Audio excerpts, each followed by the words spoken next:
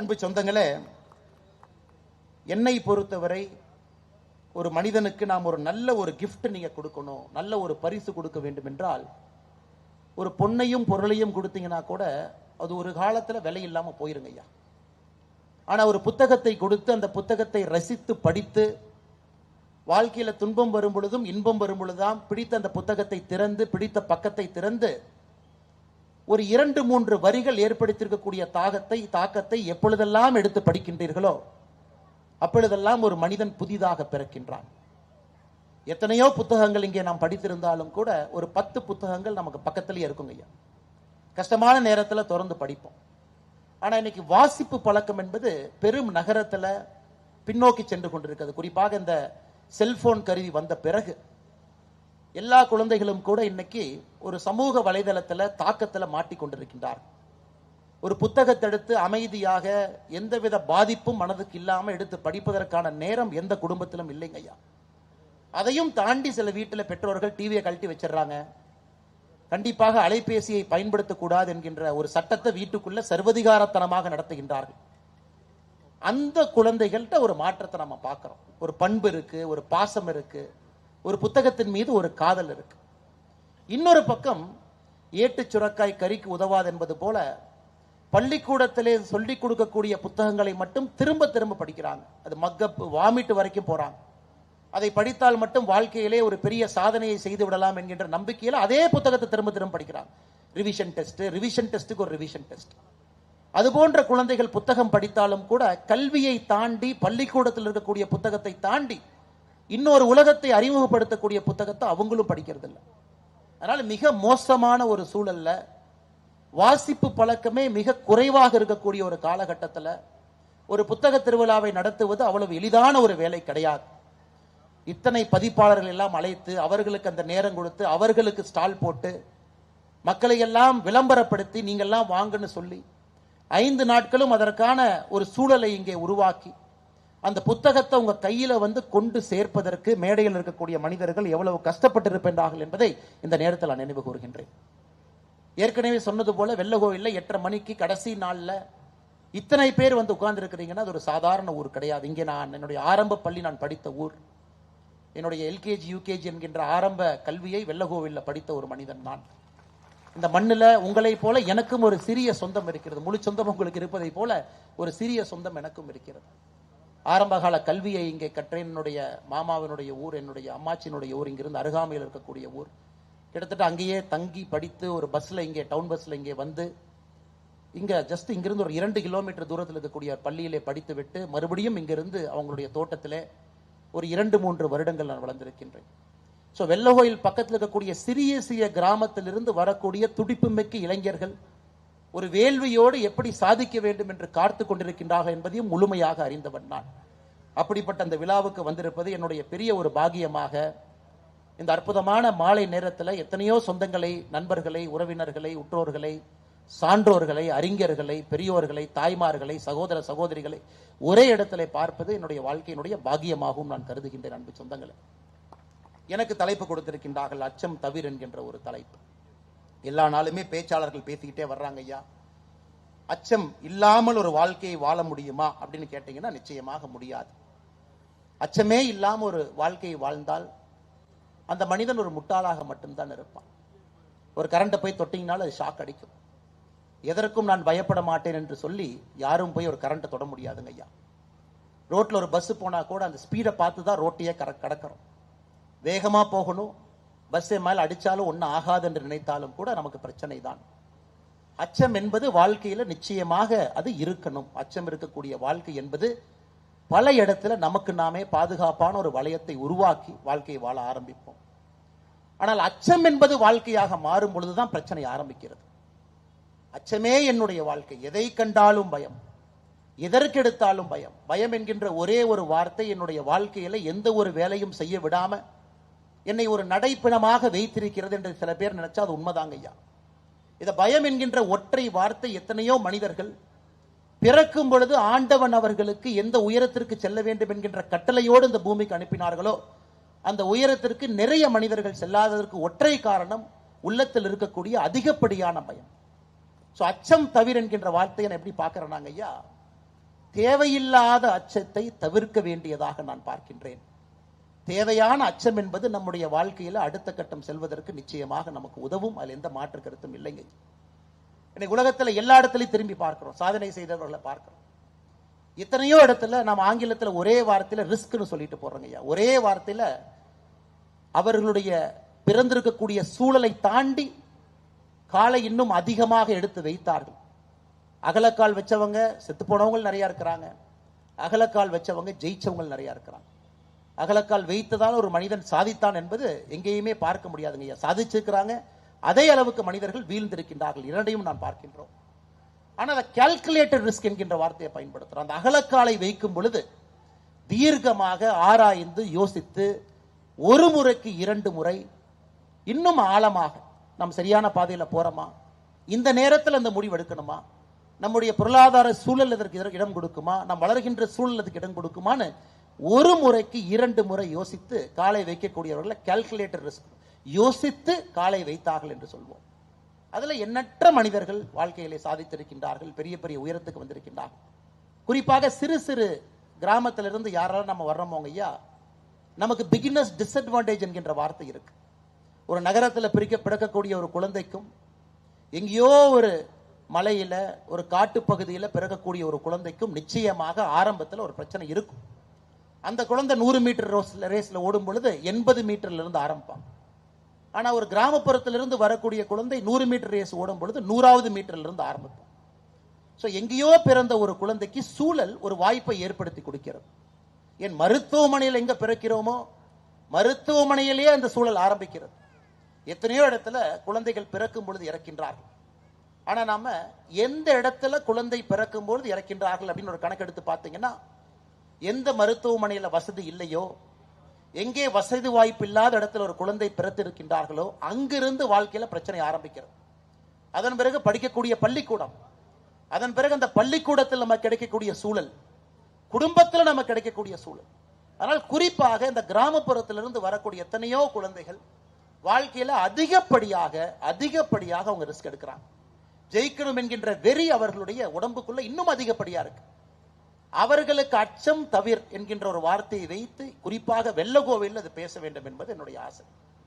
ஐயா, ஒரு குருவி கூட சிக்கமங்களூர்ல நான் காவல்துறை கண்காணிப்பாளராக இருந்த பொழுது எங்களுடைய வீட்டுக்கு பின்பகுதியில் ஒரு புறா கூடு வச்சிருந்ததுங்க ஐயா. நான் தினமும் ஆபீஸ் போறதுக்கு முன்னாடி அந்த கூட்டை வந்து பார்ப்பேன். அந்த புறா ஒரு முட்டையிட்டு அது ஒரு சின்ன குஞ்சா இருந்தது. எனக்கு ஆரம்பத்தில் பெரிய ஆசை, எனக்கு தெரியாத காரணத்தினால அந்த குஞ்சு இருக்குதே, ரொம்ப கஷ்டப்படுதே, நாம் அந்த குஞ்சுக்கு ஏதாச்சும் செய்ய வேண்டும் என்று இந்த புறா நகரத்தில் நம்முடைய வீட்டில் கூடு கட்டி இருக்கு. இந்த புறாக்கு எங்க போனா இறை கிடைக்க போகிறது, நம்முடைய வீட்டில் இருக்கேன்னு நான் வீட்டில இருந்து 2 சோளமோ 2 அரிசியோ டெய்லியும் கொண்டே வச்சுட்டு போவாங்க ஐயா. முதல்ல புறாவுக்கு வச்சேன். புறா அதை சாப்பிடும், கூட்டுக்குள்ள போய் கக்கும். அந்த குழந்தை அந்த அரிசியோ அந்த குழந்தை அவங்க தாய் கக்கக்கூடிய ஒரு உணவை சாப்பிடும். கொஞ்ச நாளைக்கு அப்புறம் இன்னும் யோசிச்சு, எதற்கு நேராக தாய் மூலமாக குழந்தைக்கு கொடுக்கணும், நேரடியாக கூட்டு பக்கத்திலே வச்சிடலாமே, அந்த புறாவினுடைய குஞ்சு நேரடியாக சாப்பிட வேண்டும் என்று வைக்க ஆரம்பிச்சு. ஒரு 15-20 நாட்கள் கழித்து ஒரு நாள் பார்த்தங்க, அந்த குஞ்சு கீழே விழுந்து இறந்து கிடந்தது. பெரிய ஒரு மனதில் ஒரு அதிர்ச்சி. நாம் தவறு செய்து விட்டோமோ, நாம் அந்த இறை வச்சனாலதான் அந்த குஞ்சு செத்து போச்சு அப்படின்னு சொல்லிட்டு நான் ஆழ்ந்து பார்த்தங்க ஐயா. அந்த குஞ்சு வழக்கமாக இருக்கின்ற புறா குஞ்சை விட இன்னும் கொஞ்சம் பருத்தமா இன்னும் பெருசா இருந்துச்சு. இன்னும் உடம்பு வெயிட்ல பாத்தீங்கன்னா ஐயா கொஞ்சம் பெருசா இருந்துச்சு. அப்ப நான் பார்த்தேன், ஓ, இந்த குஞ்சுக்கு நாம் இறை வைத்ததுதான் தவறாகிவிட்டது. இந்த குஞ்சு நன்றாக இருக்க வேண்டும் என்ற இறை வைத்தோம், அதனால் அந்த குஞ்சு நிறைய சாப்பிட்டுச்சு. அந்த வயசுல அந்த குஞ்சு பறக்க வேண்டும் என்றால் உடல் எடை குறைவாக இருக்க வேண்டும், அது இயற்கையினுடைய நியதி. ஆனா இயற்கையினுடைய நியதிக்கு எதிராக நான் இறை வைத்தனால் அந்த குஞ்சு வளர்ந்து விட்டது, இன்னும் வெயிட் இருக்கிறனால பறக்க முடியல. பறக்க முயற்சி பண்ணிச்சு, கீழே விழுந்து இறந்துருச்சு. அப்ப வெட்டரி டாக்டர்கிட்ட கேட்ட, அவர் சொன்னார், ஐயா, வாழ்க்கையில் நாம் செய்யக்கூடிய பெரிய தவறு, ஒரு மனிதனுக்கு நாம் பாராட்டி சீராட்டி வளர்க்கும் பொழுது எல்லா விஷயத்தையும் நாம் எடுத்து கொடுக்கும் பொழுது அந்த மனிதனுக்கு வயிற்றிலே பசி என்கின்ற வார்த்தை தெரியாது, புரியாது, அறியாது. அந்த குழந்தைக்கு தயவு செய்து முழு வயிறுக்கு நான் ஊட்டி வரணும் ஊட்டி விடாதீங்க ஐயா. எங்கே ஒரு வேள்வி வருகிறது, எங்கே ஒரு தவம் தெரிகிறது, எங்க பயத்தை எல்லாம் தாண்டி ஒரு குழந்தை சாதிக்கிறது என்றால் அந்த குழந்தைக்கு வயிற்றுல ஏதோ ஒரு இடத்துல கொஞ்சம் இடைவெளி இருக்க வேண்டும். அங்கேதான் பயம் என்கின்ற வார்த்தையும் கூட அந்த வயிறு அதை அப்படியே கரைச்சு சாப்பிட்டுருது. அடுத்த முறை எங்கள் வீட்டில் மறுபடியும் 6 மாதம் கழித்து மறுபடியும் அதே புறா, மறுபடியும் ஒரு முட்டை. இந்த முறை எல்லாத்துக்கிட்டையும் சொன்ன, யாருமே பக்கத்துல போயிடாதீங்க, பக்கத்துல யாருமே போகக்கூடாது, அந்த தாய் தன்னுடைய குழந்தையை பார்த்து கொள்ளட்டும் என்று. அந்த புறா குஞ்சு, நாங்கள் எதையும் செய்யவில்லை, ஒரு 20 நாள்ல தாயும் குஞ்சும் 2 பேரும் பறந்து போய்விட்டார்கள். எதுக்காக இதை சொல்றாங்க ஐயா? அச்சம் பயம் எங்கே வரும் என்றால், வாழ்க்கையில எல்லாமே நமக்கு சில இடத்துல கிடைக்கும் பொழுது அச்சமும் பயமும் தானாக நமக்கு வரும். காரணம், எந்த பொருளையும் நாம் கடினப்பட்டு ரோட்டில் நின்று வேர்வையோடு ஈட்டி பெறவில்லை. நமக்காக யாரோ படைத்து விட்டு சென்று விட்டான். அச்சம் பயம் என்பதை பார்க்காமல் வளர்ந்திருக்கின்றோம். திடீரென்று ஒரு புதிய விஷயத்தை பார்க்கும் பொழுது அச்சமும் பயம் வரும்.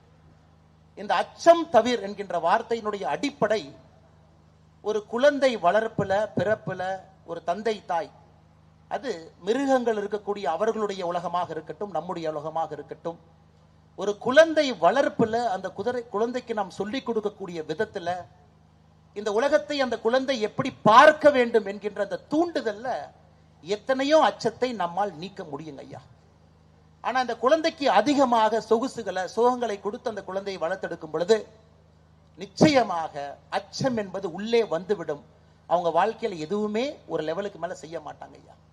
அதனாலதான் ஃபார்ச்சூன் 500 நிறுவனம், உலகத்தில் இருக்கக்கூடிய 500 பெரிய நிறுவனத்தை ஃபார்ச்சூன் 500 என்று சொல்லுவோம். ஃபார்ச்சூன் மேகசின்ல புத்தகத்தில் 500 நிறுவனங்களை வருடத்திற்கு பட்டிடுவார்கள். 1920 அந்த ஃபார்ச்சூன் மேகசின்ல வந்திருக்கக்கூடிய 500 நிறுவனத்துல 2025 வெறும் 4 மட்டும்தான் பாக்கி இருக்குதுங்க ஐயா. அப்ப 1920 500 பெரிய கம்பெனிகள் இந்த உலகத்துல யார் இருந்தாங்களோ, இன்னைக்கு அந்த 500ல 4 மட்டும்தான் இருக்கின்றார்கள். 496 கம்பெனி காணாம போயிருச்சுங்க ஐயா. 2025 இருக்கக்கூடிய உலகத்தினுடைய 500 பெரிய கம்பெனி, அதுல 300 கம்பெனி 1990 பிறக்கவே இல்லைங்க ஐயா. 200 கம்பெனி 2000 பிறக்கவே இல்லை. புதியவர்கள், வலிமையானவர்கள், கஷ்டத்தை பார்த்தவர்கள், ஒரு தலைமுறை நிறுவனம் நடத்தி 2வது தலைமுறை நிறுவனம் நடத்தி 3வது தலைமுறைக்குள் எட்டி பார்க்கும் பொழுது அவர்களால் அச்சத்தை தவிர்க்க முடியவில்லை. காரணம், முதல் தலைமுறையில ஒரு போட்டியாளனுக்கும் 3வது தலைமுறையில வரக்கூடிய ஒரு போட்டியாளனுக்கும் ஒரு வித்தியாசம் இருக்கிறது. அதனால் நம்முடைய குழந்தைகள், குறிப்பாக இந்த கிராமப்புறத்தில் வந்திருக்கக்கூடிய குழந்தைகளை, ஒரு 100 மீட்டர் ரேஸ்ல ஏற்கனவே நான் சொன்னங்க ஐயா, 80 மீட்டர்ல நகரத்திலிருந்து வரக்கூடிய குழந்தைகள் ஆரம்பித்தாலும், 100 மீட்டர்ல கிராமப்புறத்திலிருந்து வரக்கூடிய குழந்தைகள் ஆரம்பித்தாலும், இந்த கிராமப்புற குழந்தைகள் 100 மீட்டரை முடிக்கும் அளவுக்கு அவர்களுக்கு மன உறுதி இருக்கிறது. ஆனா 80 மீட்டர்ல ஒரு நகர குழந்தை ஆரம்பித்தாலும் அந்த 80 மீட்டர் முடிக்கக்கூடிய மன வலிமை அவங்களுக்கு இல்லை. அதனால் நிச்சயமாக கிராமப்புறத்தில் வரக்கூடிய குழந்தைகளுக்கு இயற்கையாகவே ஒரு சூழல் உருவாகி இருக்கிறது.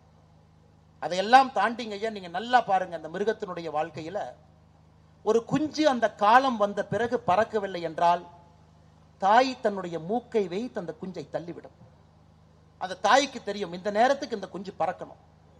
இந்த நேரத்துக்கு இந்த குஞ்சு பறக்கவில்லை என்றால் அந்த தாய்க்கு உள்ளுணர்வுல தெரியும், நம்ம குஞ்சு பறக்கல, இன்னும் 3 நாட்கள் பறக்கவில்லை என்றால் அது சாப்பிடக்கூடிய அந்த தீனியில இன்னும் உடல் பெருத்து விடும், அதனால் பறக்க முடியாது என்பதற்காக எத்தனையோ இடத்துல தாய் தன்னுடைய மூக்கை வைத்து அந்த குழந்தையை தள்ளிவிடும். தாய்க்கும் பயம்தான், அந்த குழந்தைக்கும் பயம்தான்.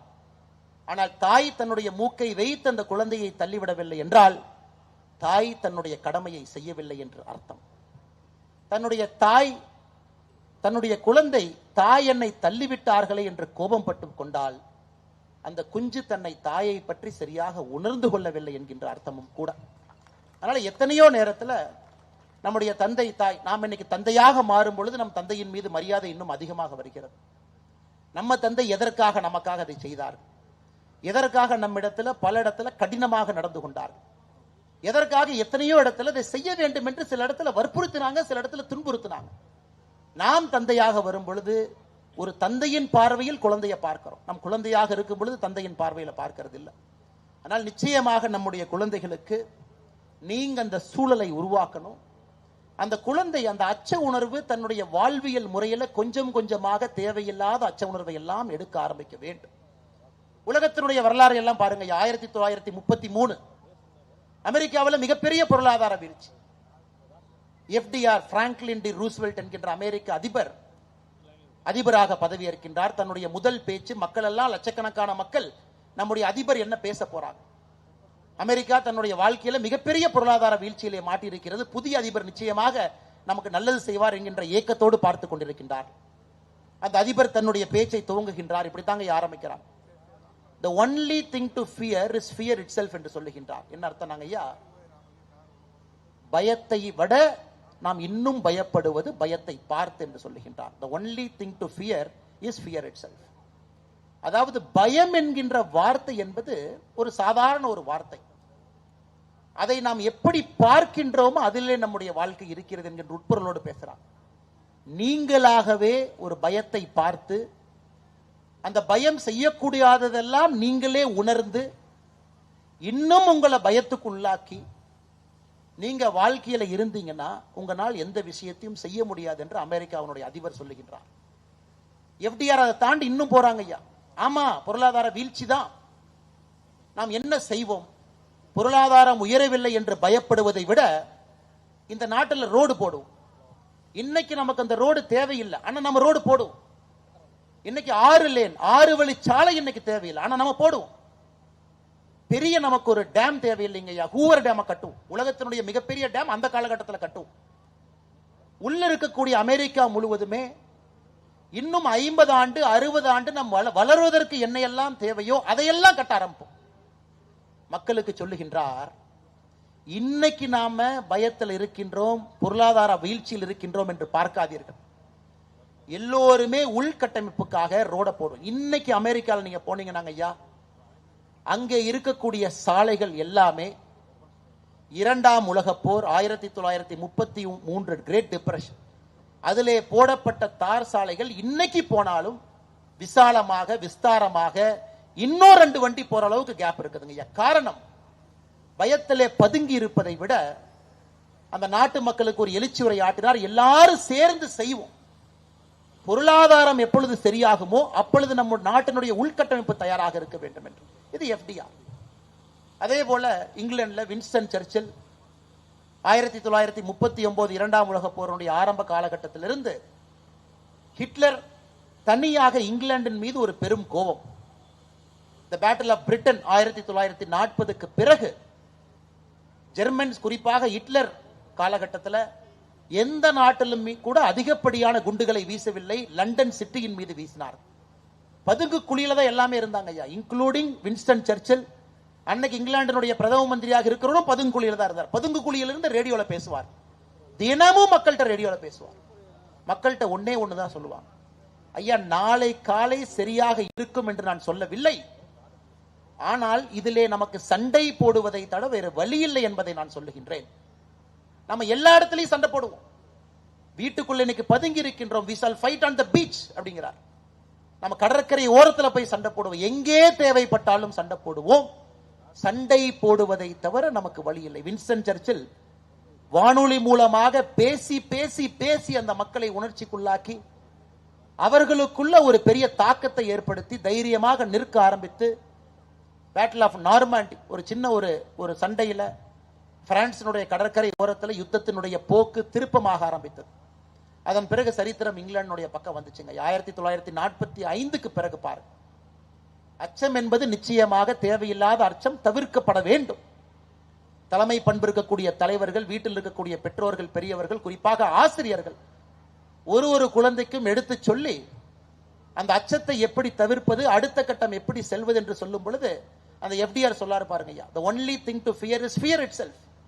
பயத்தை விட அதிகமாக பயப்படுவது பயத்தை பார்த்து. பயத்துக்கே அந்த பிரச்சனை இல்லை, ஆனா பயத்தினால இது எல்லாம் உருவாகும் என்று பயப்படுகின்றோம் இல்லைங்களா, அது பயத்தை விட கொடியது என்று சொல்லுகின்றார். இது ஐயன் திருவள்ளுவர் அவர்களும் 428வது குறள்ல அவரு இதை தொடர்றார். பயம் இருக்கணும், நீ பயம் இல்லை என்று வேலை செய்தால் அது பேதமையாயிரும். ஆனா எந்த பயம் இருக்க வேண்டும், எந்த பயம் இருக்கக்கூடாது என்பதை உணர்ந்து செயல்பட்டீங்கன்னா நீங்க வெற்றி அடைவீங்க. திருவள்ளுவர் அவர்கள் இன்னொரு காலகட்டத்தில் சொல்றாங்க. அன்பு சொந்தங்களே, நம்முடைய நாடு இன்னைக்கு ஒரு மிகப்பெரிய ஒரு முக்கியமான தருணத்தில் நின்று கொண்டிருக்கின்றோம். அதிக காலம் இல்லைங்க ஐயா, நமக்கு இன்னும் 35 ஆண்டுகள் இருந்து 40 ஆண்டுகள் மட்டும்தான் இந்த நாடு வளர்ச்சி பாதையில் இருக்கும். அதன் பிறகு இந்த நாட்டில் வயதானவர்களுடைய எண்ணிக்கை அதிகமாக இருக்கு. இன்னைக்கு சராசரி வயது 29, 30 இருக்கிறோங்க ஐயா.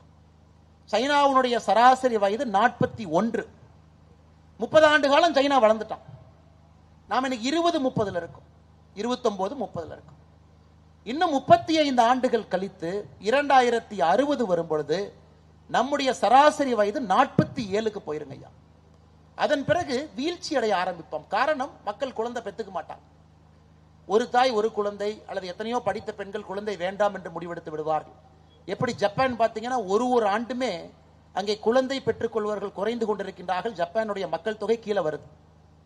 சைனா முதல் முறையாக கடந்த ஆண்டு சைனாவுடைய மக்கள் தொகை போன ஆண்டு குறைந்தது 2 மில்லியன், 20 லட்சம்.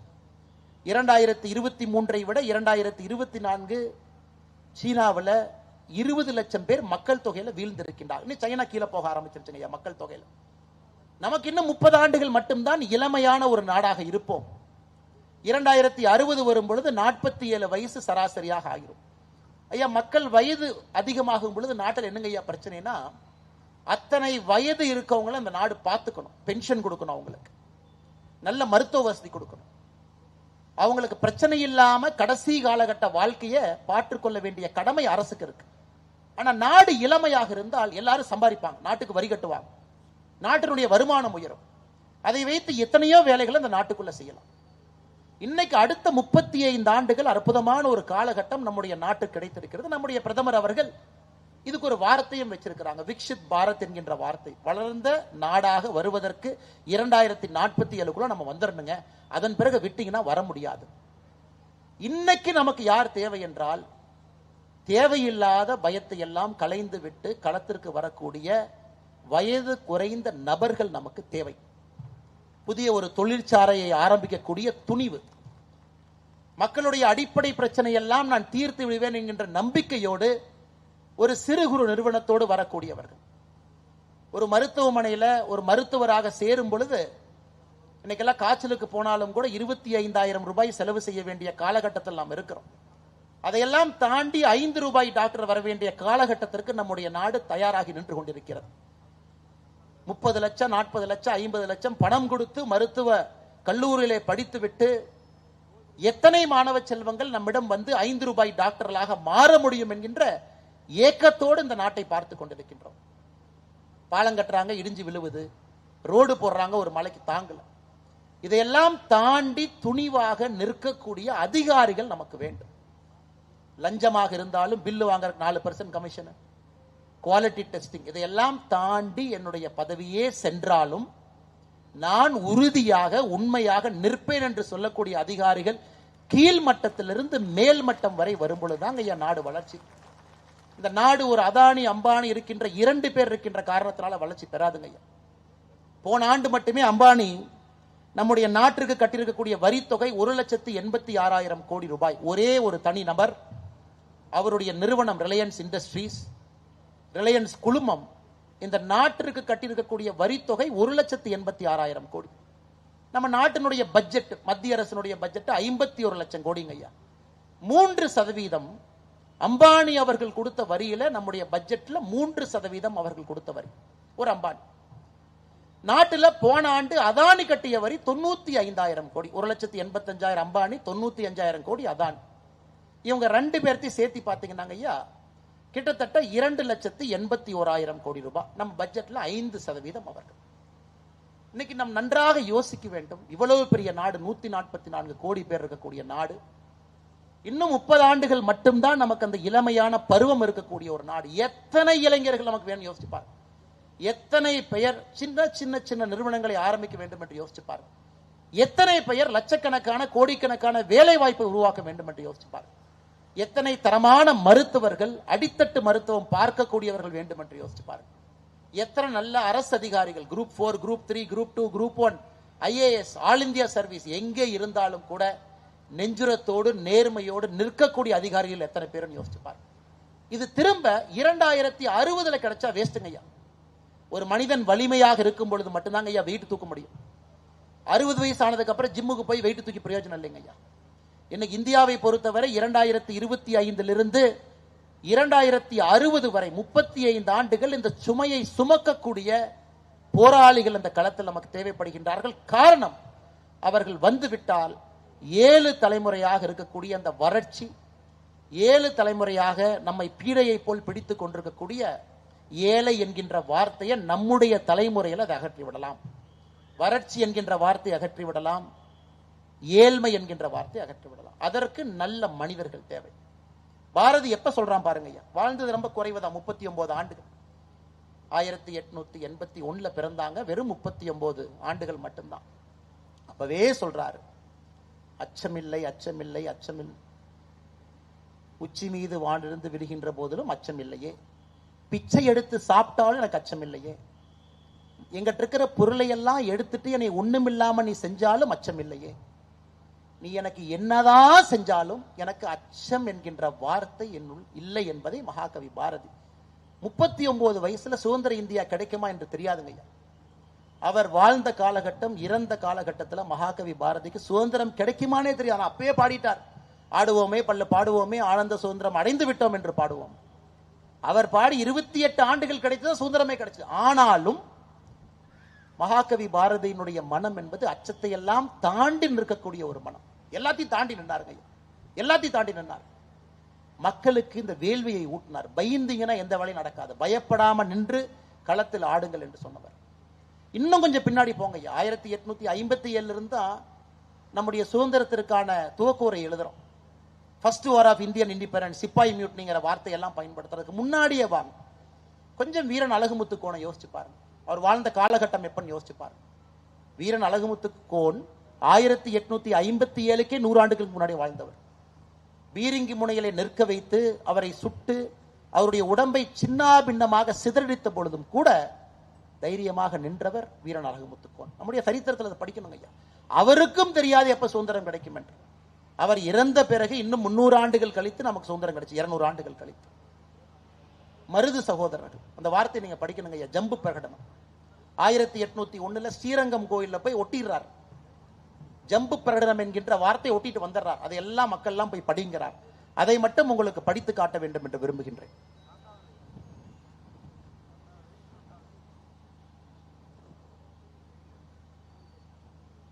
(1801) அப்பொழுதே சுதந்திரம் வேண்டும் என்று ஸ்ரீரங்கத்தினுடைய கோவில்ல பெரிய மருது ஒட்டிடுறாருங்க, போஸ்டர் மாதிரி ஒட்டிடுறார்.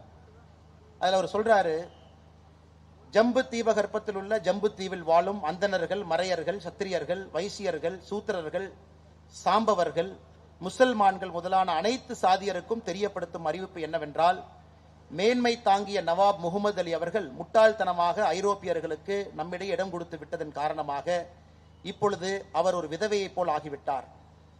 ஐரோப்பியர்களே தங்களுடைய வாக்குறுதிகளை மீறி அவருடைய அரசாங்கத்தை தங்களுடைய அரசாங்கமாக ஆக்கிக் கொண்டிருக்கின்றார்கள். நாட்டு மக்கள் அனைவரையும் நாய்களாக கருதி ஆட்சி அதிகாரம் செய்து வருகின்றார்கள். உங்களிடையே ஒற்றுமையும் நட்பும் இல்லாத காரணத்தினால் ஐரோப்பியரின் சூழ்ச்சியை புரிந்து கொள்ள இயலாமல் உங்களுக்குள் ஒருவரை ஒருவர் பழிதூற்றிக் கொண்டது மட்டுமின்றி நாட்டையும் அந்நியரிடம் ஒப்படைத்து விட்டீர்கள். இந்த ஈனர்களால் இப்பொழுது ஆளப்படும் பகுதிகள் எல்லாம் மக்கள் பெரிதும் ஏழ்மையில் உழல்கின்றார்கள். சோற்றுக்கு பதில் நீராகாரம் தான் உணவு என்றாகிவிட்டது. இப்படி துன்பப்படுவது தெரிந்த போதிலும் எக்காரணங்களாலும் இத்துன்பங்கள் ஏற்பட்டன என்பதை பகுத்தறிவாயும் புரிந்து கொள்ளவும் இயலாத நிலையில் மக்கள் இருக்கின்றார்கள். 1000 ஆண்டுகள் வாழ்வதாக இருந்தாலும் மனிதன் கடைசியில் செத்துத்தான் ஆக வேண்டும். ஆதலால் பாளையங்களில் உள்ள ஒருவரும் போர்க்கோலம் பூண்டு ஒன்றுபட வேண்டும். இந்த ஈனர்களின் பெயரை கூட இந்த நாட்டில் மிஞ்சி இருக்காமல் செய்ய வேண்டும். அப்பொழுது மட்டும்தான் ஏழைகளுக்கு இல்லா கொடுமையால் அல்லல் படுவோரும் வாழ முடியும். அதே நேரத்திலே இந்த ஈனர்களுக்கு தொண்டூழியம் செய்து நாயை போல் சுக வாழ்வு வாழ விரும்புகின்றவன் எவனாவது இருந்தால் அத்தகைய பிறவிகள் ஒழித்து கட்டப்பெயர் வேண்டும். அதனால் மீசை வைத்துக் கொண்டிருக்கக்கூடிய நீங்கள் எல்லோரும், அதாவது இராணுவம் அல்லாத மற்ற தொழில்களில் ஈடுபட்டிருக்கும் நீங்கள் அனைவரும் மற்றும் ஈனமான அந்நியன் கீழ் தொண்டு புரியும் சுபோதரர்கள், அவில்தார்கள், நாயக்கர்கள், சிப்பாய்கள் மற்றும் போர்க்கருவிகளை பயன்படுத்தும் அனைவரும் உங்களிடம் வீரம் இருந்தால் அதை கீழ்கண்டவாறு நீங்கள் வெளிப்படுத்த வேண்டும். ஐரோப்பியராக இந்த ஈனர்களை எவ்விடத்தில் கண்டாலும் கண்ட இடத்தில் அவர்களை அழித்துவிட வேண்டும். இந்த ஈனர்களுக்கு எவனொருவன் தொண்டூழியம் செய்கின்றானோ அவனுக்கு இறந்த பின் மோட்சம் கிடையாது என்பதை நான் உறுதியாக கூறுவேன். இதை ஏற்றுக்கொள்ளாதவன் வைத்திருக்கக்கூடிய மீசை, அந்த வார்த்தை நான் படிக்கலீங்கம்மா. இதை ஏற்றுக்கொள்ளக்கூடியவனாக பிள்ளைகள் ஐரோப்பிய இனப்பிறவர்களுக்கு அதை நான் படிக்கலீங்க. எனவே உடம்பில் ஐரோப்பிய ரத்தம் ஓடாத அனைவரும் ஒன்று சேருங்கள். இதை படிப்பவர்களோ கேட்பவர்களோ இதில் கூறியிருப்பதை பரப்புங்கள். எவனொருவன் இந்த அறிவிப்பை ஒட்டப்பட்ட சுவரிலிருந்து எடுக்கின்றானோ அவன் பஞ்சமாபாதங்களை செய்தவனாக கருதப்படுவான். இப்படிக்கு மருதுபாண்டியன் பேரரசுகளின் ஊழியன், ஐரோப்பியர்களின் ஜென்ம விரோதி. எப்போ ஒட்டுறாருங்க ஐயா? 16/6/1801 ஒட்டுறார். என்ன தைரியம் பாரு! 16/6/1801 1857 சரித்திரம் சொல்றோம். 1856 ஆண்டுகளுக்கு முன்பு ஸ்ரீரங்கம் கோயில் ஒட்டிடுறார். ஒட்டிய பிறகு மக்களை சொல்றாரு, எதுக்கு பயப்படுறீங்க? நம்மை நாயை போல் நடத்தி கொண்டிருக்கின்றார்கள். எல்லா மனிதனுக்கும் சாவு என்பது வந்துதான் ஆகணும். பாருங்க, அந்த மனிதனுக்கு அச்சம் என்பது எங்க இருந்துச்சுங்க? அதே மனிதன் 4 மாதம் கழித்து 24/10/1801 கரெக்டா 4வது மாசத்துல அவரை பிடித்து ஆங்கிலேயர்கள் கேட்பது மன்னிப்பு என்கின்ற ஒரு வார்த்தையை சொல் என்று 2 மருது சகோதரர் சொல்றாங்க. சொல்ல மாட்டேன் என்று சொல்லுகின்றார்கள். அவர்களும் தூக்கிலிடப்படுறாங்க 24/10/1801. இதையெல்லாம் பார்க்கும் பொழுதுங்க ஐயா, சரித்திரத்துல நம்முடைய குழந்தைகளுக்கு சொல்லிக் கொடுப்பதற்கு அத்தனை விஷயம் இருக்கு, அத்தனை விஷயம் இருக்கு. ஆனா அது நம்முடைய பாட புத்தகங்கள்ல இல்ல. நம்முடைய குழந்தைகளுக்கு ஏதுவாக சொல்லிக் கொடுக்கும் அளவுக்கு சரித்திரத்தை நமக்கும் யாரும் சரியாக சொல்லல. அதையெல்லாம் நம்முடைய குழந்தைகளுக்கு சொல்லிக் கொடுத்து, அச்சம் இருக்கட்டும், ஆனால் அச்சத்தை எல்லாம் தாண்டி தேவையில்லாத அச்சத்தை எல்லாம் நீக்கி அந்த குழந்தை வாழ முடியும், வாழ வேண்டும் என்கின்ற ஒரு நல்ல ஒரு காரணத்தை நீங்கள் நிச்சயமாக அவர்களுக்கு வாழ்விலே உருவாக்க வேண்டும் என்பது என்னுடைய அன்பான வேண்டுகோள். அதையெல்லாம் தாண்டிங்க ஐயா, 2 விதத்தில் அந்த அச்சத்தை போக்கலாம். இன்னைக்கு பார்த்தீங்கன்னா எல்லா பறவைகளும் மழை வரும் பொழுது ஓடி ஒளிஞ்சுக்கும், கூட்டை தேடி அங்கங்கே போகும். மழை வரும் பொழுது எந்த பறவையும் வராது. ஆனா நல்லா உத்து பார்த்தீங்கன்னா ஒரு பறவை மட்டும் மழை வரும் பொழுது வெளியே வரும். அது எவ்வளவு பெரிய சூறாவளி காற்றாக இருந்தாலும் எதிர்த்து பறக்கும். அதையெல்லாம் தாண்டி மழை கனமாக வரும் பொழுது மேகத்திற்கு மேல போயிடும். அது கழுகுங்க ஐயா. கழுகு மட்டும்தான் மழை வரும் பொழுது மேகத்திற்கு மேல பறக்கும். ஏன்னா மழையெல்லாம் தாண்டி நிற்கக்கூடிய ஒரு பிராணி கழுகு. இன்னொரு இடத்துல ஒரு அச்சத்தை பார்த்து பயப்படுவதை விட இன்னும் அதிகமாக படிக்க படிக்க அந்த பொருளை தெரிந்து கொள்வதன் மூலமாக, இன்னும் ஆழமான கருத்துக்களை ஆணித்தரமாக உணர்ந்து கொள்வதன் மூலமாக பயத்தை போக்க முடியும் என்பதற்கு கழுகு ஒரு அற்புதமான ஒரு பிராணி. ஏன்னா கழுகு பார்த்தீங்கன்னா ஐயா, சூறாவளி காற்று வரும் பொழுது எல்லா பறவையும் ஓடிடும். ஆனா கழுகு மட்டும் தன்னுடைய ரக்கைய ஒரு 30 டிகிரி ஆங்கிள் மேல வச்சுக்குங்க ஐயா. அந்த சூறாவளி காற்று அடிக்கும் பொழுது நேரா கழுகு பறக்கும் பொழுது ரக்கை 30 டிகிரியில் இருக்கும். அப்ப அந்த சூறாவளி காற்று கழுகு கீழே வந்து கழுக மேல தூக்கி விடும். சோ கழுகு தன்னுடைய அறிவை வைத்து எதை பார்த்து பயப்படணுமோ அதை வைத்தே இன்னும் உயரத்திற்கு பறப்பதற்கு அந்த சூறாவளி காற்றை கழுகு பயன்படுத்தி கொள்ளும். ஆனால் கழுகு போல எத்தனையோ இடத்துல ஒரு பயத்தை பார்த்து நாம் ஒழுங்காமல் அந்த பயத்தை இன்னும் ஆழமாக, எதற்காக நாம் பயப்படுகின்றோம் என்பதை இன்னும் அனுபவமாக உணர்ந்து அதே பயத்தை நமக்கு சாதகமாக பயன்படுத்த முடியும் என்பதற்கு கழுகு ஒரு அற்புதமான ஒரு உதாரணம். மலை மேகத்திற்கு மேல பறக்கும், ரக்கையில எங்கேயும் கூட மலை துளிப்படாது. அதுவும் கழுகிடமிருந்து நாம் கற்றுக்கொள்ள வேண்டும். அதனால எல்லாரும் போய் கரண்டை தொடுங்கன்னு நாம சொல்ல, கரண்டை தொடும் பொழுது கையில் ஒரு கிளவுஸ் போட்டுக்கிட்டு கரண்டை தொடுங்கன்னு சொல்றோம். அதே கரண்டை தொடும் பொழுது விஞ்ஞான பூர்வமாக 2 கம்பியும் கொடுத்து பிடிச்சு எர்த்தாகாம சர்க்கியூட் ஆகாம ஒன்றை மட்டும் பிடிச்சு தொங்குங்க, கரண்ட் அடிக்காதுங்கிறதையும் சொல்லிக் கொடுக்கணும். ஆனால் நிச்சயமாக நம்முடைய குழந்தைகளுக்கு பயத்தை பற்றி சொல்லிக் கொடுக்க வேண்டிய கட்டாயம் நமக்கு இருக்கு. அதே நேரத்தில் அதை விஞ்ஞான பூர்வமாக இன்னும் ஆழமாக அதை பார்த்து அதை அனுபவபூர்வமாக உணர்ந்து அதே பயத்தை தனக்கு சாதகமாக பயன்படுத்தி கொண்டு மேலே வர வேண்டும். இன்னொன்னுங்க ஐயா, இந்த பயத்துல இன்னொரு முக்கியமானது பொறுமை. இதை கடைசியாக இதையும் ஒரு 2 வார்த்தை சொல்ல வேண்டும் என்பது என்னுடைய ஆசை. ஹிட்லர் திரும்பவும் பார்த்தீங்கன்னா ஜெர்மன் படைகள் ரஷ்யாவை நோக்கி போறாங்க ஐயா, மாஸ்கோவை பிடிக்கணும். அப்ப மாஸ்கோவில் இருக்கக்கூடிய தலைவர்களுக்கு எப்படி ஹிட்லரை நிறுத்துவது, எப்படி ஜெர்மன் படையை நிறுத்துவது? ஒரு வழி இருந்துச்சு, நம்முடைய படைகளை எல்லாம் அனுப்பி ஹிட்லரை போய் அடிச்சிடலாம். இன்னொரு வழி அவங்ககிட்ட இருந்துச்சு, ஹிட்லர் பாட்டுக்கு வரட்டும், நாம் எதுவும் செய்ய வேண்டாம், வந்துகிட்டே இருக்கட்டும், எதுவும் செய்ய வேண்டாம். அங்க இருக்கக்கூடிய போர் புரியக்கூடிய அதிகாரிகள் கேட்டாங்க, ஐயா என்னங்க ஐயா எதிராளி வர்றான், எதுவுமே செய்ய வேண்டாங்கிறீங்களே? எதுவும் செய்யாத, அவன் நடந்து நடந்து நடந்து மாஸ்கோவை நோக்கி வரட்டும். அவன் வெயில் காலத்திலே ஆரம்பித்த அந்த நடை என்பது மாஸ்கோ வரும்பொழுது குளிர்காலத்திலே முடியும். நாம் எதுவுமே செய்ய வேண்டாம், மாஸ்கோக்குள்ளேயும் வரட்டும், நம்முடைய தலைநகரத்துக்குள்ள வரட்டும். வந்த பிறகு குளிர்காலத்தில் உள்ளே வந்த பிறகு அந்த படைக்கு தேவையான எந்தவித கருவிகளையும் அவங்களால கொண்டு வர முடியாது, குளிர்காலத்தில் கொண்டு வர முடியாது. பொறுமையாக வந்த பிறகு சுற்றி வளைத்து நாம் வேட்டையாடுவோம் என்று ரஷ்ய படைகள் பார்த்தீங்கன்னா ஜெனரல் குஸ்னெட்ஸ்னோவ்னு ஒருத்தர் மிக பொறுமையாக ரஷ்யா, ஐயா அடிக்கலாமா பொறுமையா இருங்க, ஐயா வந்தாச்சு போலாமா பொறுமையா இருங்க, ஒன்னாகாது, ஐயா மாஸ்கோவுக்குள்ள வந்துட்டாங்க பொறுமையா இருங்க, மாஸ்கோனுடைய மத்திய பகுதிக்கு வரட்டும், ஐயா மத்திய பகுதிக்கு வந்துட்டாங்க இப்ப அடிங்கனார். அதனால் எத்தனையோ நேரத்தில் ஐயா பயத்தை பார்த்து உடனடியாக ஒரு வேலையை செய்வதை விட பொறுமையாக அதை கையாள ஆரம்பித்தால் அதுவும் கூட நமக்கு வெற்றி கொடுக்கும். அது எத்தனையோ நம்முடைய சரித்திரத்தில் நாம் பார்க்கும் பொழுது இன்னும் பொறுமையாக இன்னும் பொறுமையாக இன்னும் பொறுமையாக கரெக்டா அந்த நேரத்தில் போய் அடிக்கணுங்க ஐயா. என்னதான் ஒரு பழம் இருந்தாலும் மரத்துல அது பழுத்து அது விழ வேண்டும் என்று நினைக்கின்ற நேரத்தில் மட்டும்தான் அது கனியாக கீழே வரும். அதற்கு ஒரு மனிதனுக்கு பொறுமை வேண்டும். அதனால் பயத்தை எத்தனையோ இடத்துல வெல்லலாம். ஒன்று, பயம் வரும் பொழுது அதே பயத்தை பயன்படுத்தி மேலே போக முடியுமான்னு பார்க்கலாம். அந்த பயத்தை பொறுமையாக கையாள முடியுமா பார்க்கலாம். அதையெல்லாம் தாண்டி அந்த பயம் வரும் பொழுது பயத்தை இன்னும் உன்னிப்பாக ஆழமாக படித்து அனுபவமாக உணர்ந்து அதை தவிர்க்கலாகுமா அதையும் பார்க்கலாம். பயத்தை மட்டும் பார்க்கலாம், பயத்தினால் வரக்கூடிய பயத்தை பார்க்க வேண்டாம் என்பதை பல உதாரணத்தில் நம்ம பார்த்திருக்கிறோம். பயத்தை பார்ப்போம், ஆனா பயத்தினால வரக்கூடிய பயத்தை நாமளே ஒரு பிரம்மையாக உருவாக்கி இதை செய்து விடுவோமோ அதை செய்து விடுவோமோ இது பார்க்க வேண்டாங்க ஐயா. அதனால் நம்முடைய கடமை நம்முடைய குழந்தைகளை நல்ல ஒரு வாழ்க்கை சிறப்பாக வளர்த்த வேண்டியது கடமை. ஒரு தாய் பருந்தை போல மூக்கை வைத்து குழந்தையை தள்ளிவிட வேண்டிய நேரத்தில் தள்ளிவிட்டு தாங்க ஐயா ஆகணும். அப்பொழுது மட்டும்தான் அந்த சின்ன அந்த பருந்து பறக்க ஆரம்பிக்கும். அது இயற்கையினுடைய நியதி. எங்கே அனுபவபூர்வமாக ஆற்றல் பூர்வமாக பேச வேண்டும் அதை பேசித்தான் ஆகணும். அதற்கு புத்தகம் என்கின்ற அற்புதமான ஒரு கருவியை ஒரு வாசிப்பை பழக்கத்தை ஆரம்பிச்சு கொடுங்க. ஒரு தந்தை தாய் உற்றோர்கள் உறவினர்கள் நீங்க யாராக இருந்தாலும் புத்தகத்தை அன்பளிப்பாக கொடுக்க ஆரம்பிங்க. அதையெல்லாம் தாண்டி கடைசியா நம்ம எல்லோருமே இங்கே பெருமை மிகுந்த தமிழர்களுங்க ஐயா, எல்லாமே பெருமை மிகுந்த தமிழர்கள். நம்முடைய மொழியின் மீது தாய்மொழியின் மீது மாறாத காதல் பற்றாத பாசம் இருக்கு. ஆனாலும் புரிந்து கொள்ள வேண்டும், நம்முடைய குழந்தைக்கு இன்னொரு மொழியை நம்ம சொல்லி கொடுக்காதனால அந்த மொழியில் இருக்கக்கூடிய வாழ்க்கை ரகசியங்கள் அந்த குழந்தைக்கு எப்படிங்க ஐயா தெரியும்?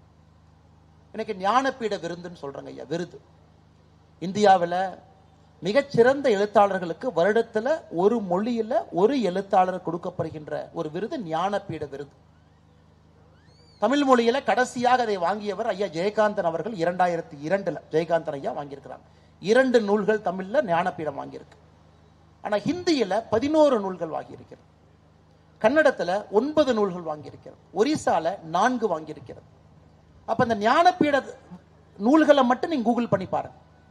இந்தியாவில் இருக்கக்கூடிய எல்லா மொழிகளிலும் இருக்கக்கூடிய மிகச்சிறந்த புத்தகங்கள் 1964க்கு பிறகு எழுதப்பட்ட புத்தகங்கள் வருடத்திற்கு ஒரு விருது அரசு கொடுக்கிறாங்க. அப்ப நம்முடைய குழந்தைக்கு ஒரு மொழியை நாம் எக்ஸ்ட்ரா சொல்லி கொடுக்கறனால, தாய்மொழி இருக்கட்டும் ஆங்கில மொழி இருக்கட்டும், மூன்றாவது ஒரு மொழி படிக்கும் அளவுக்கு பேசும் அளவுக்கு நம்ம சொல்லி கொடுக்கறனால ஐயா அந்த மொழியில் இருக்கக்கூடிய எல்லா இலக்கியங்களும் இந்த குழந்தை முன்னாடி வந்து நிற்கும். எப்படி நம்முடைய ஐயன் திருவள்ளுவரை நாம படிக்கிறோம், அதுல தெரிஞ்சுக்கிறோம். அதே போல கர்நாடகால குவம்புங்கிற ஒரு ஆள் இருக்காருங்க, அற்புதமான எழுத்தாளர். அத்தனை வாழ்க்கை ரகசியங்கள்லாம் உள்ளே வைத்து சொல்லக்கூடிய ஒரு ஞானபீட விருது வாங்கிய ஒரு மனிதர். அவருடைய நூல்களும் படிப்பதற்கு ஒரு வாழ்க்கை. பிந்திரே என்கின்ற அறிஞர், அவருடைய நூலையும் படிப்பதற்கு ஒரு வாழ்க்கை. ஹிந்தியில் ஒரு புத்தகத்தை எடுத்து அதையும் படிப்பதற்கு ஒரு, ஒரிசால ஒரு புத்தகத்தை ஒடியால் எடுத்து அதையும் படிப்பதற்கு, ஏன் பிரெஞ்சு ஜெர்மன் எத்தனை அற்புதமான எழுத்தாளர்கள் இருக்கின்றார்கள் அதை படிப்பதற்கு. அதனால் நிச்சயமாக புத்தகம் என்று வந்துவிட்டால் நம்முடைய மொழி என்பது தடையாக இருக்கக்கூடாது என்கின்ற அன்பான வேண்டுகோளையும் உங்களுக்கு வைக்கின்றேன். எவ்வளவு மொழிகள் நமக்கு தெரியுமோ அவ்வளவு நல்லதுங்க ஐயா. மகாகவி பாரதி தன்னுடைய தாய்மொழியை மட்டும் படித்துவிட்டு யாமறிந்த மொழிகளிலே தமிழ் மொழி போல் இனிதாவது எங்கும் இல்லைன்னு அவர் சொல்லிங்க ஐயா. அவருக்கு எழுத படிக்க அற்புதமாக பிரெஞ்சு தெரியும். மகாகவி பாரதிக்கு எழுது படிக்க அற்புதமாக உருது தெரியும். எழுத படிக்க 8 மொழிகள் தெரியும். நாம் எத்தனை இடத்துல 14 மொழிகள்னு சொல்றோம். உறுதியாக அவருக்கு 8 மொழிகள் தெரியும். மிச்ச 6 மொழிகள் பேச தெரிந்திருக்கின்றான். 14 மொழிகள் என்று சொல்லுகின்றோம். இத்தனை மொழிகள் தெரிந்த பிறகு அவர் சொல்லுகின்றார், என்னுடைய தாய்மொழியை போல் எங்கேயும் இல்லை. அதனாலதான் மகாகவி பாரதியை பொறுத்தவரை காசிக்கு சென்றும் அங்கேயும் வாழ முடிந்தது. கல்கட்டால போய் சகோதரி நிவேதிதாவை பார்த்து அங்கேயும் அவரால் வாழ்ந்த முடிந்தது. பிரெஞ்சு பேசக்கூடிய புதுச்சேரியில 10 ஆண்டு காலம் வாழ்ந்து அங்கேயும் வாழ முடிந்தது. ஆனா எல்லா இடத்திலும் தன்னுடைய தாய்மொழியை விட்டுக் கொடுக்கவில்லை, நாட்டினுடைய சுதந்திர வேள்வியை விட்டுக் கொடுக்கவில்லை.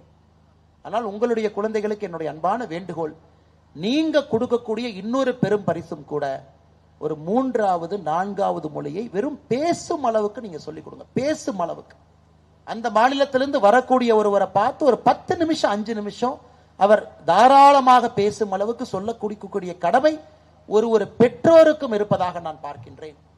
தாய்மொழியினுடைய பெருமை உயர வேண்டும் என்றால் மற்ற மொழிகளும் கொஞ்சமாவது தெரிந்திருந்தால் மட்டும்தான் நம்முடைய தாய்மொழியினுடைய பெருமை அது உயரும். அது ஏன்னா எந்த மாநிலத்துக்கு நம்ம போனாலும் நம்மளை தமிழ்காரனா தான் பார்ப்பான். நானும் கர்நாடகாவிலே 10 ஆண்டு காலம் வேலை செய்திருக்கின்றேன். ஆனா ஒரு முறையும் என்னை மெட்ராஸ்காரம்பாங்க, சென்னைக்காரம்பாங்க, தமிழ்நாட்டுக்காரம்பாங்க, தமிழ் பேசுறோன்னு தான் சொல்லுவாங்க. அந்த மொழியை நான் சரளமாக பேச ஆரம்பித்தும் கூட இவன் தமிழ்நாட்டுக்காரன் தான். நம்முடைய அடையாளம் என்பது நம்மை விட்டு எங்கேயும் போகாது. அதற்காக பயந்து ஒரு மொழியை கற்க மாட்டேன் என்று சொல்லி நாம் நம்மை ஒரு இருட்டு சிறைச்சாலைக்குள்ள அடைத்துக் கொள்ள வேண்டாம் என்கின்ற அன்பான வேண்டுகோளை நீங்க தெரிவித்து, அத்தனை மொழிகளுடைய இலக்கியமும் உங்களுடைய குழந்தைகள் முன்பு வந்து நிற்கட்டும். லியோ டோல்ஸ்டாய் ரஷ்யால எழுதுனதை படிப்பங்க ஐயா, தப்பே இல்லை, கொஞ்சம் தெரிஞ்சா படிச்சிடலாம். ஆங்கில மொழிகள் இருக்கக்கூடிய அத்தனை புத்தகங்களும் வரட்டும். உங்களுக்கு உலகத்துல ஒரு கலாச்சாரத்தை அழிக்க வேண்டும் என்றால் முதல்ல என்ன செய்வாங்க ஐயா? அந்த கலாச்சாரத்தில் இருக்கக்கூடிய நூலகத்தை அழிப்பாங்க. தி பர்னிங் ஆஃப் அலெக்சாண்ட்ரியா லைப்ரரி ஈஜிப்ட்ல 1.5 வருஷம் அந்த லைப்ரரி எரிச்சாங்க ஐயா. 1.5 வருஷம் எரிச்சாங்க. நலந்தா லைப்ரரி 6 மாசம் எரிச்சாங்க. கான்ஸ்டான்டினோப்பிளுடைய லைப்ரரி எரித்து அரபுகளுடைய சரித்திரத்தை மொத்தமா குருசேர்ல எடுத்துட்டாங்க. சோ ஒரு ஆட்சிக்கு வரக்கூடியவன், ஒரு ஆட்சியாளன் என்ன பண்றாங்க ஐயா? ஒரு கலாச்சாரத்தை அழிக்க வேண்டும் என்றால் அந்த கலாச்சாரத்தினுடைய நூலகத்தை அழிக்கிறான், அதில் இருக்கக்கூடிய புத்தகத்தை அளிக்கின்றான். திரும்ப அந்த கலாச்சாரம் மீண்டு வந்து 2000 ஆண்டுகளாக எழுதப்பட்ட புத்தகத்தை மறுபடியும் உருவாக்குவதற்கு எத்தனை ஆண்டுகள் தேவைப்படும் என்று யோசியுங்கள்.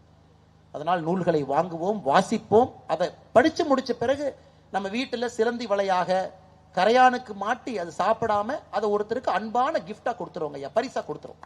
படித்து முடித்த பிறகு அந்த புத்தகத்தை ஒரு கிஃப்டா கொடுக்கிற மாதிரி ஒரு அற்புதமான விஷயம் எதுவுமே இல்லைங்க ஐயா. நமக்கு தெரிந்தவர்களுக்கு நீங்களே ஒரு கைப்பட எழுதி, இந்த புத்தகத்தில் எனக்கு இது பிடித்திருந்ததுன்னு ஒரு பின்பக்கத்தில் எழுதி அனுப்பிடுங்க ஐயா. வாழ்க்கையில மிகப்பெரிய மாற்றத்தை ஏற்படுத்தும். அது நிச்சயமாக நீங்கள் எல்லாம் செய்வீர்கள் என்கின்ற நம்பிக்கை